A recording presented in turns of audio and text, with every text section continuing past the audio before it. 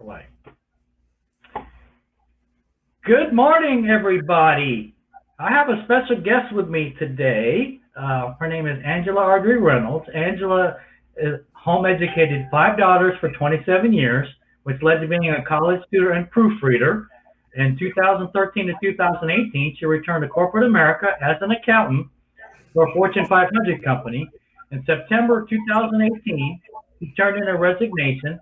It was deemed an act of career suicide, if you like to say. He walked away from everything: reputation, accolades, steady pay, insurance, retirement, sound future, because she said all she wanted was to be a writer, and she had a story burning inside her heart.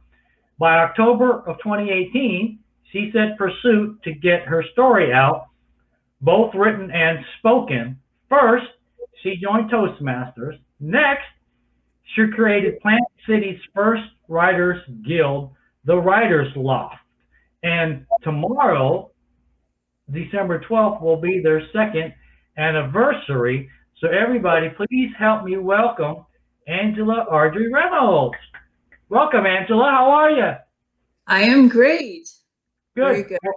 One thing you didn't mention in your intro was that you're a newlywed. So I'm going to start with that. How's that going? How's newlywed life been treating you, and how's Stan been doing? He's getting better. He's doing great. God, I love being a newlywed. Who can say that in their 50s? But it's beautiful.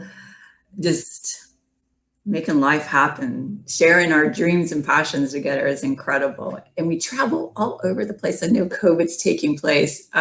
So we travel safely, and we're all about experience in life right now. So yeah, it's amazing. Love is amazing. And I know briefly the story, but tell the audience out there, how did you two meet again? We met in Toastmasters. He has been in Toastmasters for a very long time, and I had just entered it because I had to get over my fear of speaking in public, because I wanted to get this story in me out. And so I joined Toastmasters, and I used to watch him speak for like a year. I would watch him get up there and speak in front of all of us. And the messages he gave were like piercing me right here. And I thought, God, what is he doing to my heart? Something's happening here. We follow the same authors. We follow the same type of teachings. So the messages he was giving, it was just affecting me. And so I admired him for what he was doing with his mind. I really admired that about him.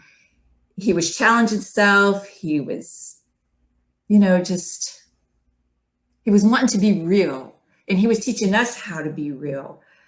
And he captivated his audience. And I would watch the people around me, and they were just, they were falling in love with his message as much as I was.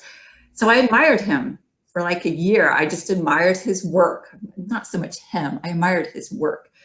And then one day I was working, I had already quit my job, and I was working on my book, and I needed some more research. And I had asked him, I figured, okay, he's doing the same kind of things I'm doing. So I asked him for an interview. He's like, I got 1 hour.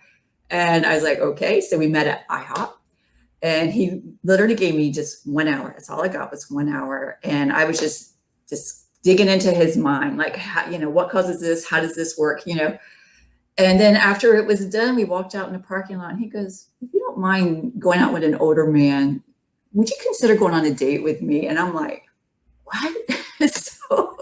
So I did.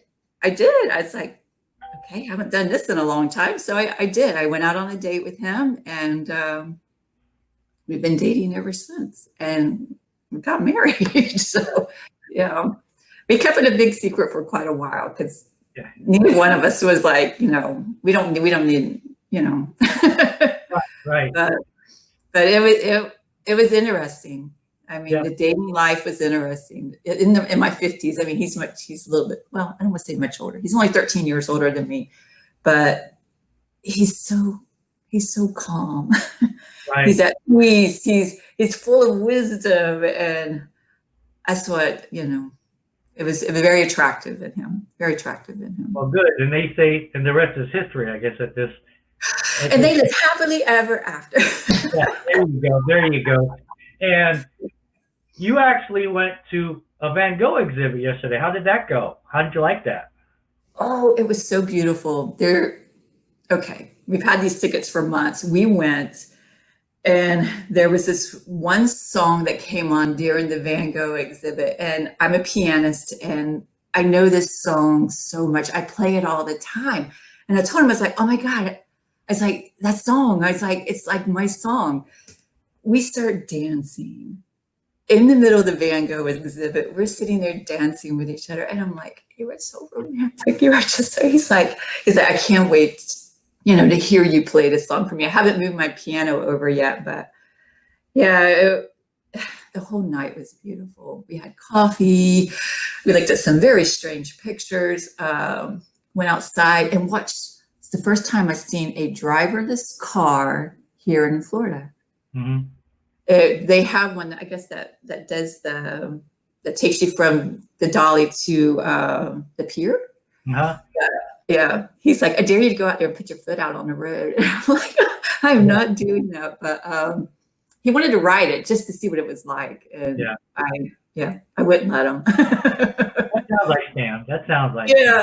He's like, it would be a fun adventure. I'm like, no. I want a driver. I hear you. Let's not say we did, huh? Yeah. Okay. And I mentioned Toastmasters earlier, so tell us, what year did you join Toastmasters, Angela? It was in 2018. I think it was in October.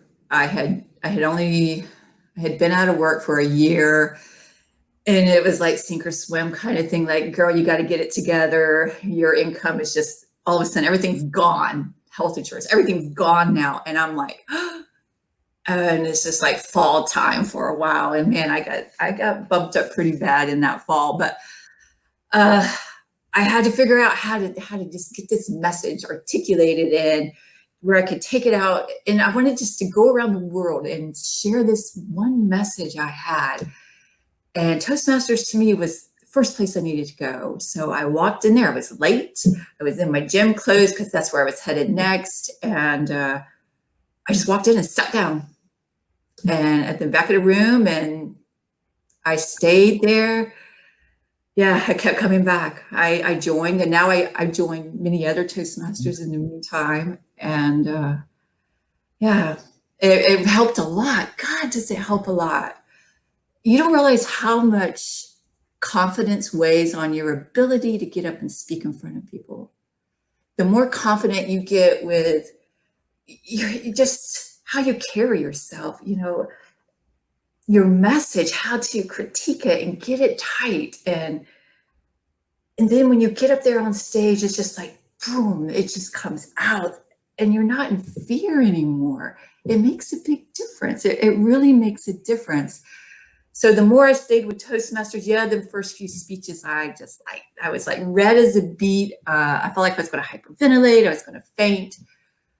But I settled down after a while. You realize that the people they're there to help you. They're not there to judge you. And G.D. Elliott was amazing. She just took me right up under her wing. And she got on to me quite a few times, especially saying all the time because I'm doing it right now. But I was a bad pacer. When I'm nervous, I pace. And she kept trying to work with me on that. And since I got married, I have not gone back to the original Toastmasters I started because now I work with Florida Southern and I'm with Lynn's Masters. Mm-hmm. And the COVID has pretty much shut down where we could meet in person on all levels. So these other places have, I don't know, I guess being in this pandemic has taught us how to be more connected with people outside of our little bubble here. Yeah. Which I really enjoy. And I'm enjoying that. I enjoy working with photographers from all over. And the kids at Florida Southern are great. I love this college mentality. They're so hungry. And I love making a difference there. But Toastmasters helped a lot. Yeah. And by hungry, I'm presuming you mean like hungry for more, hungry for learning, not hungry as in starving. No. They're hungry. Like they have more of an open mind approach. So when you sit down with these kids, they don't already have like their set, mindsets like, oh yeah, there's nothing you can show me, I already know it all. They're hungry, they want to learn, they want to know, what does it take to be successful in this world? What does it take to be real in this world? What if I don't want to go this route? How do I make this work? And so I'm able to instill, and Stan works with me at the Florida Southern Toastmasters, and we have the president of that club is wonderful, and we spend a lot of time with him as well. And they're open-minded to allow us to speak into their lives. And it's beautiful. College kids they're so amazing. They really are amazing. I don't know, maybe it's because I have a lot of college kids in my family, but I got one still in college, so yeah. Well, I joined in 2014, so I've got about 4 years on you. But the funny story with me, Angela, and then we'll go right into your interview, is I joined in August of 2014, and way before COVID hit. That was right when they were starting to do the humorous and evaluation speech contest. Yes. And I had only been in Toastmasters for 2 weeks, and I got volunteered originally to be a sergeant at arms for the event.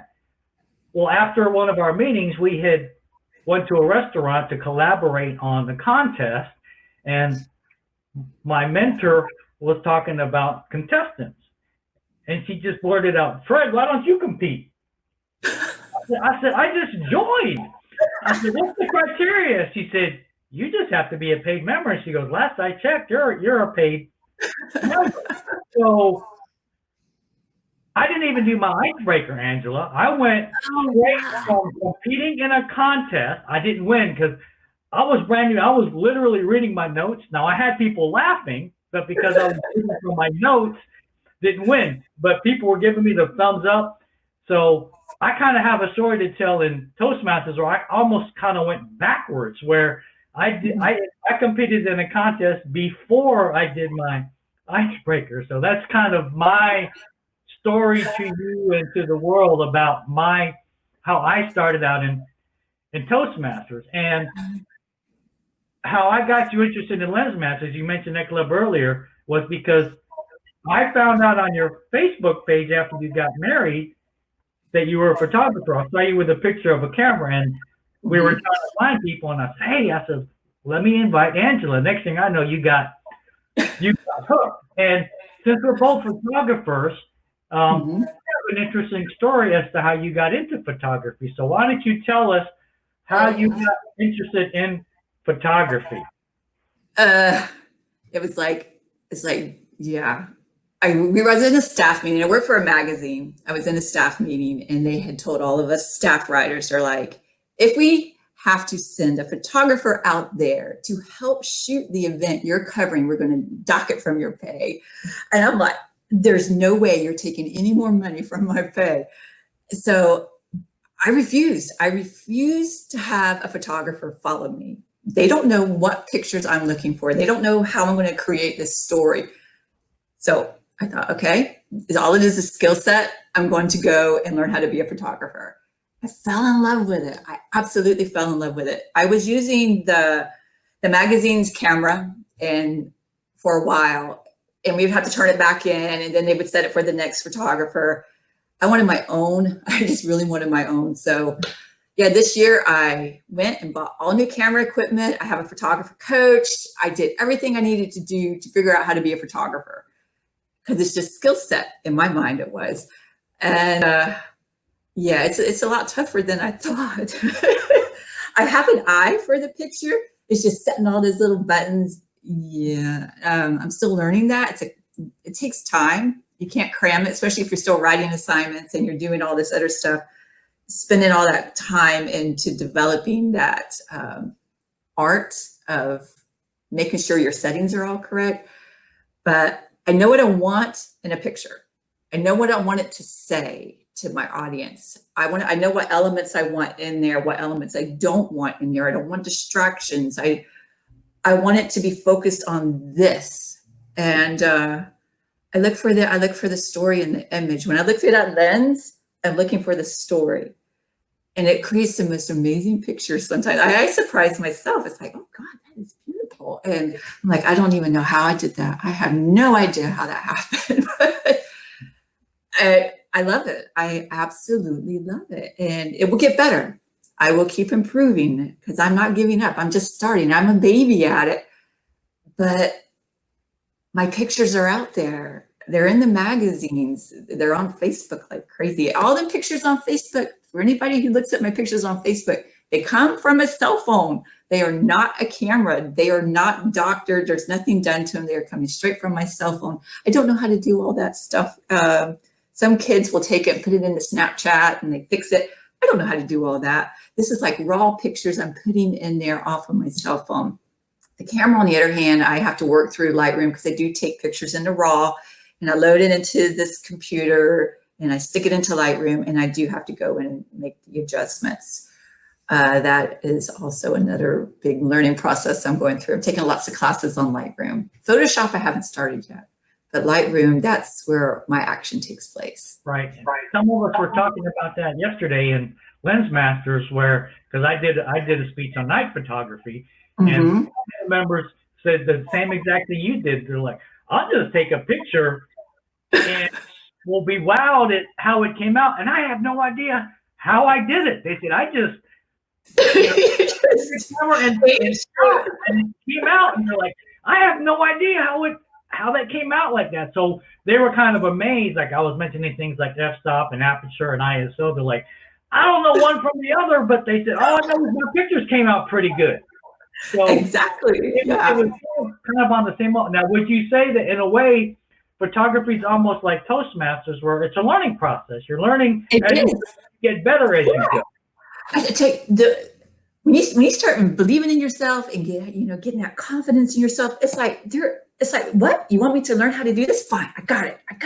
I can do this, and you just do it. You don't sit there and think, well, when this happens. Let me tell you what. When I went to quit my job, in my desk drawer at my work, I had a list of items like I have to complete this before I'm allowed to turn in my 2 weeks notice. I put myself on notice.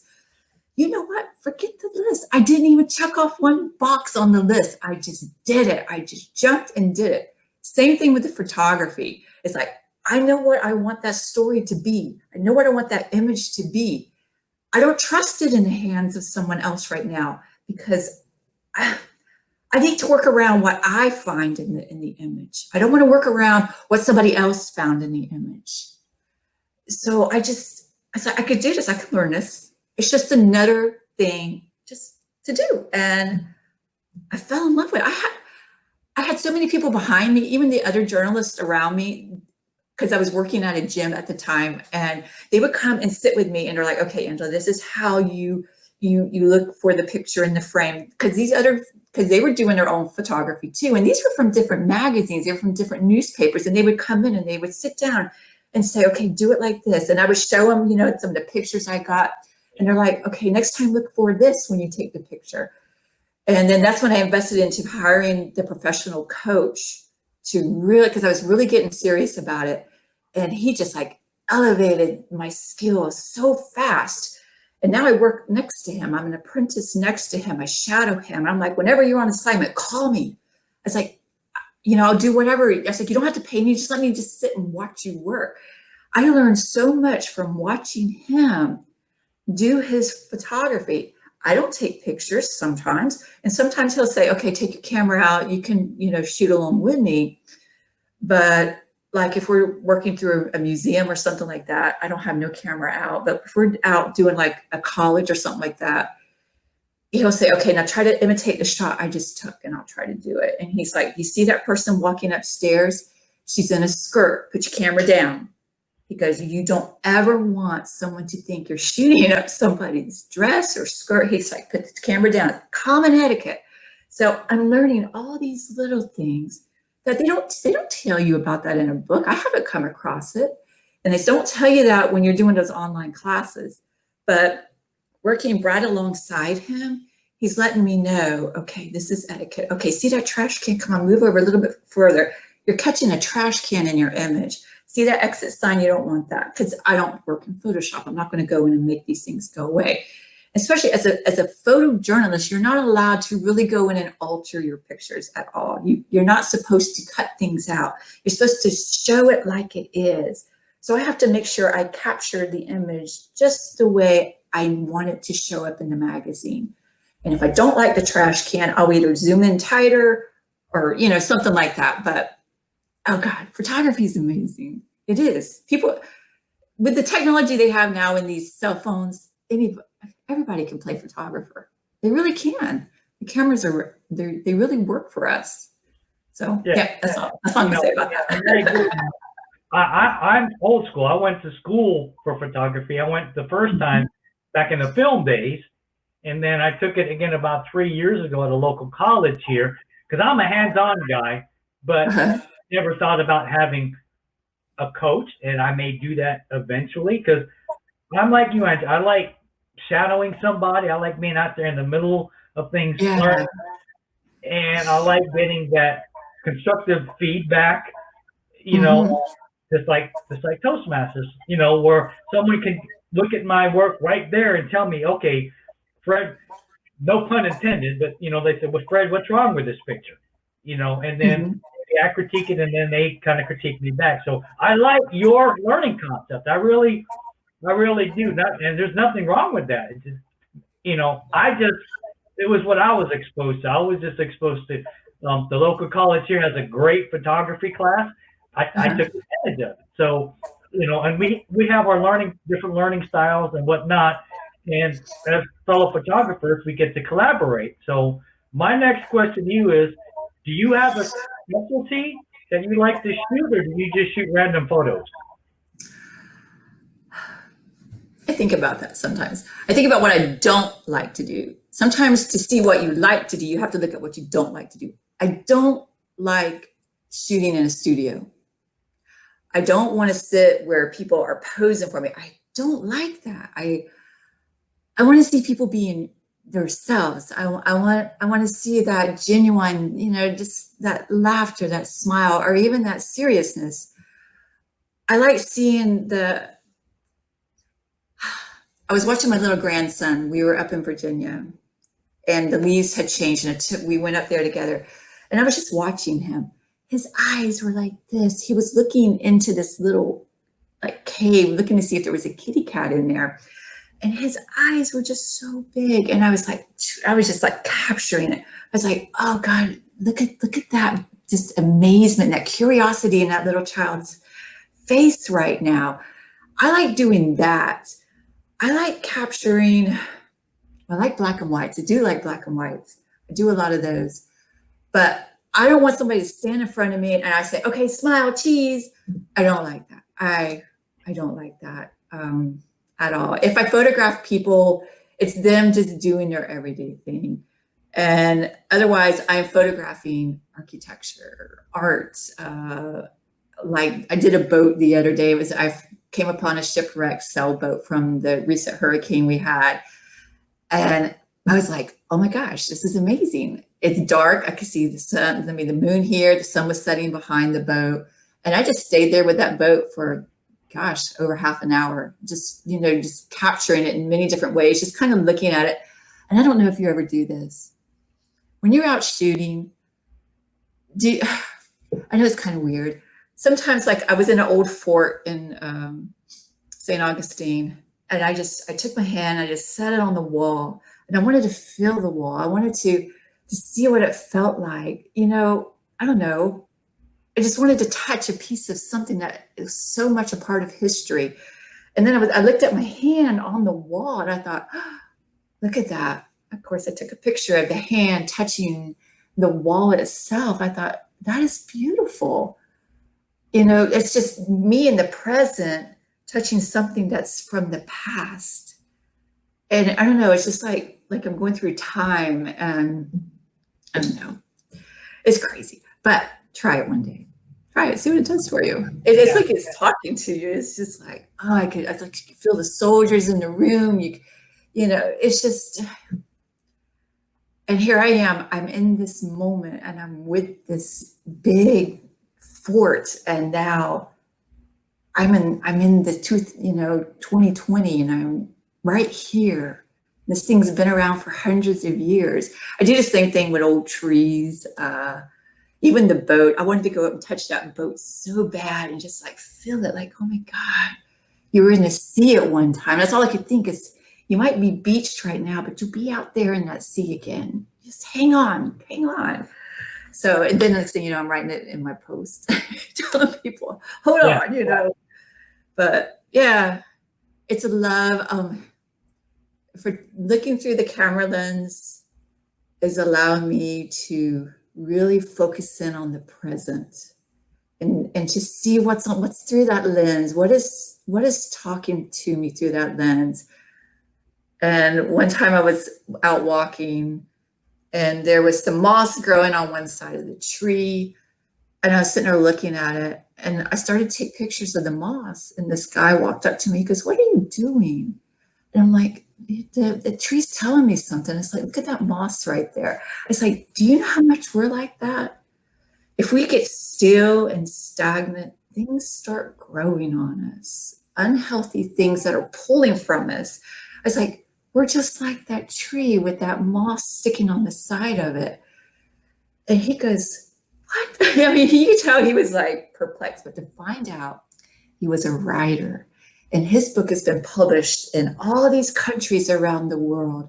And I looked at him, I was like, I would do anything if I could be like you and have a book published around the world in all these different languages. And he goes, but look at you. He's like, you see things I can't see. He's like, you'll get there one day. So when I got home, I posted my pictures and I wrote a story about, you know, how this guy's done this. Do you know, within, I guess, less than 24 hours, I got an invitation to go live in, I want to say it was Paris, for however I wanted to stay there, with a classmate from high school. She's like, I saw your post. I saw that you want to be going around the world. She's like, come, you can come to our country. Well, then COVID hit and things shut down. But I thought, you never know. You never know where one thing is going to lead to another. And it's just like, allow it to happen. Just let go and allow yourself to feel things and to be a part of things and allow yourself to be present. I guess it's my biggest thing. Just be present right here and now. Don't live in the past. Don't be anxious about tomorrow. Just be here, be now. And there's so much here to talk to you and to show you. And yeah, you just have to let go and trust. Yeah, okay. Well, Paris is on my bucket list, but apparently it's going to have to wait till next year. It was the Toastmasters convention. So they moved it 2 years out. So I'm going one way or another. Oh, wow.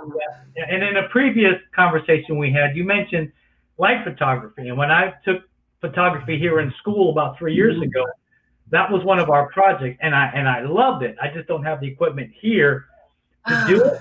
So explain about the light photography you mentioned to me earlier. Well, when I did the picture of the boat, I sent it to my coach. I was like, but look at this. It's like, look what I found. I came across this boat. He goes, cut all the lights and try it with some light photography. And I'm like, what is that? Well, I couldn't cut all the lights because they had the county came in and put up all these big lights and all this caution tape.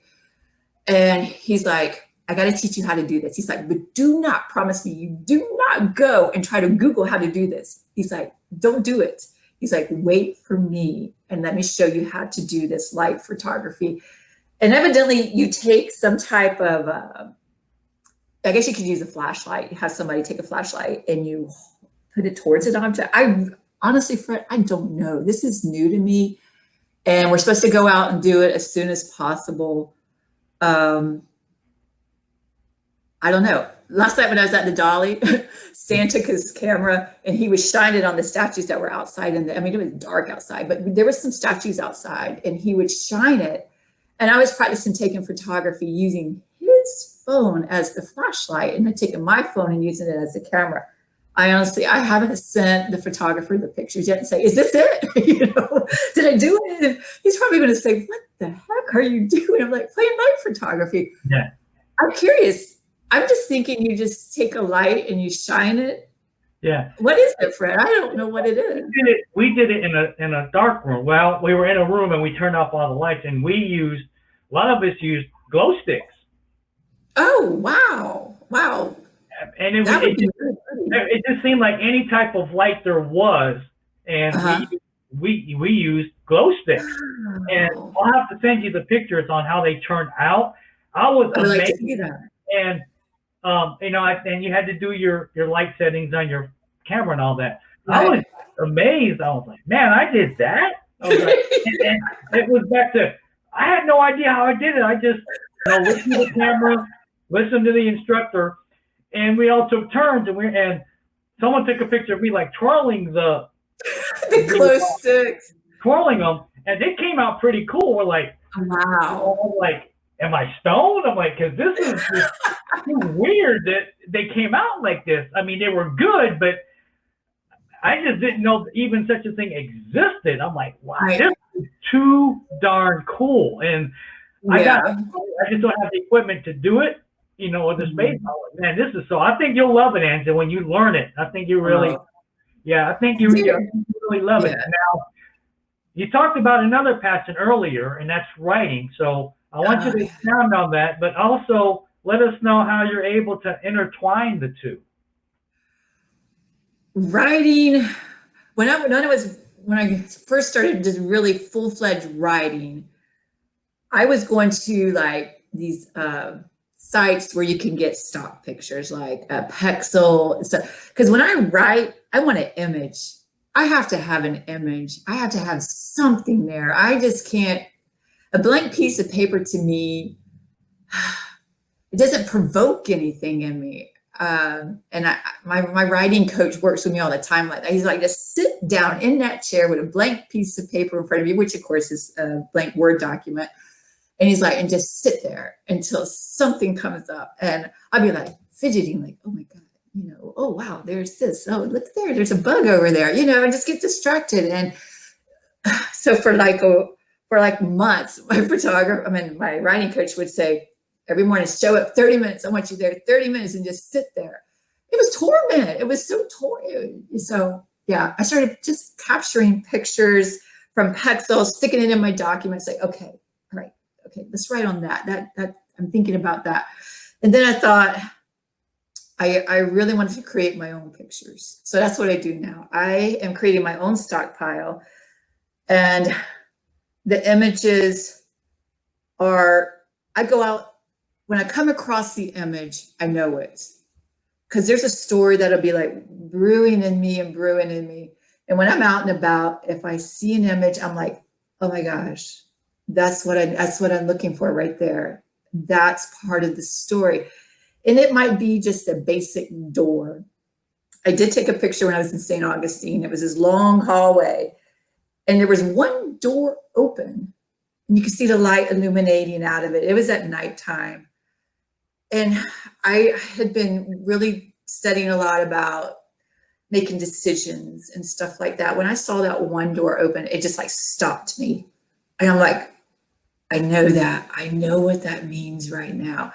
So I sat there, and Stan is so patient with me because he knows now, okay, it's going to take me 1 hour to get from this spot to that spot, because she's going to stop about 50 times and say, I got to take that picture. I got to take that picture. But he was very patient with me that night. And I sat there and just kept photographing that hallway. And he's like, what do you see? I was like, that door. And he's like, well, what is it? And I was like, is that like life? We only get like one door at a time. Does life just give us one option at a time? And he goes, why do you think so deep like that? I was like, but think about it. Is that our life? And so it became an image for a writing I was working on about, making choices in life. All the doors might seem closed and there's one door open. It's like, is that the door I really am supposed to walk into? I'm scared. But it's the door that's open. You have to go in. You have to be brave. And so, yeah. I think I know the answer to this one, but this is a two-part question, Angela. Okay. If you had to choose between the two, between the writing and the photography, Which one would it be and why? It'd definitely be the writing. It would be the, I hate to say it. I love photography, don't get me wrong. But writing to me, when I put something on paper, it's like I took my heart and I put it here. And now I can see my heart. I can see what's in here. It's here now. And I have papers everywhere. I write all the time. I like to write old style. I keep old journals. I love, best Christmas present ever is to give a writer a journal. But I love these old journals. They go with me everywhere. And if I have something in my mind or something in my heart is stirring, it's like, oh God, I got to get this out. And I write it like this.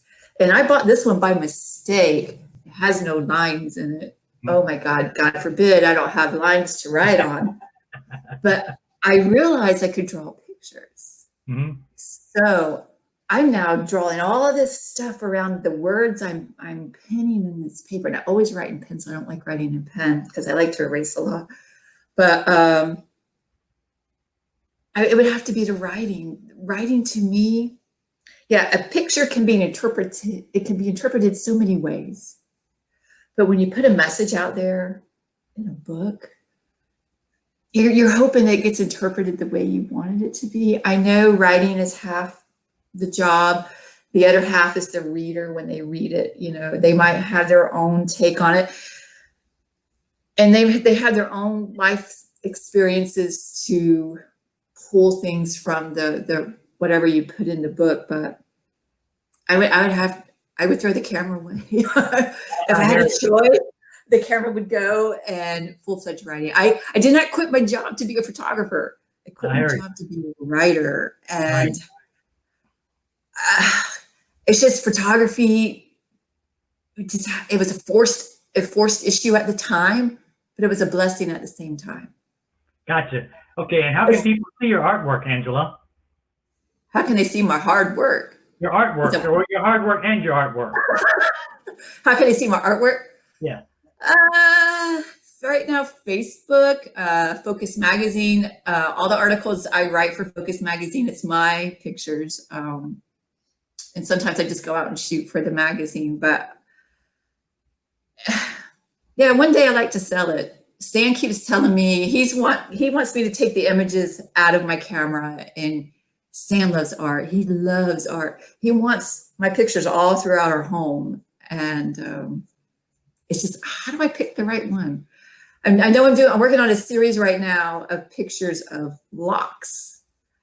Only because when I was in Virginia, we were in Williamsburg, and there was these old timey locks on a lot of the old buildings, and they were on gates. So I've been taking pictures of locks. They're beautiful. They're weathered. They're holding something.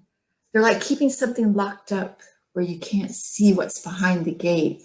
So I think it's beautiful. I don't know why, but I want to make a collage of them. I do a lot of photography of flowers. I want to do a collage of that. So right now it's just on Facebook.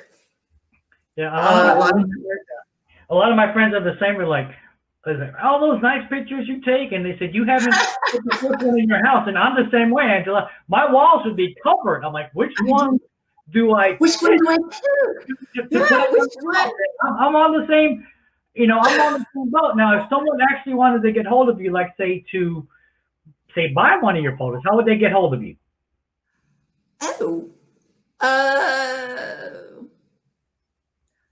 Well, they can email me. How about that? Okay. And is that something you could put on the site, or do I have to? Well, just say it because I've got something else scrolling. But if you want to say it, this is recorded so people can remember it. Okay. All right. The email address is angela.ardrey@gmail.com. Thank you, Angela. And as we wrap up, any words of wisdom to any aspiring writers or photographers out there? Oh, wow. Words of wisdom. Okay, the biggest thing, believe in yourself. You have to believe in yourself. Believe in yourself. Believe in that story. let me tell you what, if I could become a writer and a photographer, anybody can do this. It's here. It starts here. You might not know how to form a sentence. Let me tell you what. No, I'm not going to tell you that. You don't have to have everything it takes to do what you have it and love to do. You don't have to. I had a story I wanted to tell people, and it was a story of hope, because I really gave up. I gave up on life so bad. And then something happened. It's like somebody just like stopped me right in my tracks and said, wake up. And I was like, oh my God, I really was asleep. I was asleep just doing what I thought everybody wanted me to do. And then it was like, I can be me. And they're like, yeah, you can be you. And I'm like, I want to write. And they're like, then write. And that just got so strong in me. And I thought, dadgummit, I'm doing it. I'm going to write. I don't know how to I still don't have a book published, but yeah, I help people publish books. Isn't that the weirdest thing? Right. I run a writer's guild, but yeah, I'm the baby. I don't even know how things happen like that. But from what I'm understanding, it's because I'm just so hungry to get a story out there that I'm having to overcome a lot of insecurities, things I don't feel that I was qualified for. I really did not think I was qualified to be a full-fledged writer because I didn't go to college to be a writer. And so I had to hire a writing coach to help me get over the fear of writing. I found him I read his book. I found his book in the bookstore at Books A Million. I thought, oh my God, fearless writing. That's me. I'm a fearful writer. And I just like knocked on his door. He lives all the way out in Seattle, Washington. It's like, hello, I need help. I really am scared of what people's going to think about what I write. And he helped me get past that. And now I just write. And then the magazine picked me up and I'm writing for the magazine. And I never forget the day that my first article came out and I'm like, ta-da, I'm a published author. I hear you. I'm finally a published author. Yeah, that probably made you feel really good. Yeah. And I was like, I did that. I really did that. Okay. I allowed my words to go out. But yeah, I just gotta believe in this thing that's in them and just go do it. Yeah, go do it. Okay. You never know where it'll take you. As we wrap up, Angela, any parting words? Any words to say goodbye? Final words before we wrap up?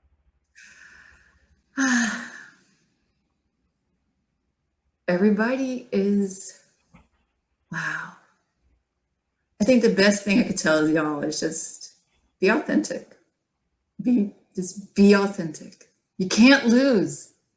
You can't lose if you're just who you are. I'm me. I'm me. I'm me.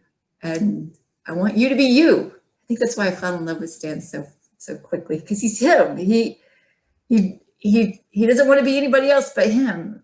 And I'm like, you're so real. I need real. I'm real. And yeah, just be real, people. Quit trying to be what you think people think you should be. Just be you. Do you. Okay. Well, Angela, it was great talking to you. And you too. This is on my page, and feel free to share it. And okay. Happy holidays to you and Stan. And I hope you soon. Oh yeah, I'm sure you will.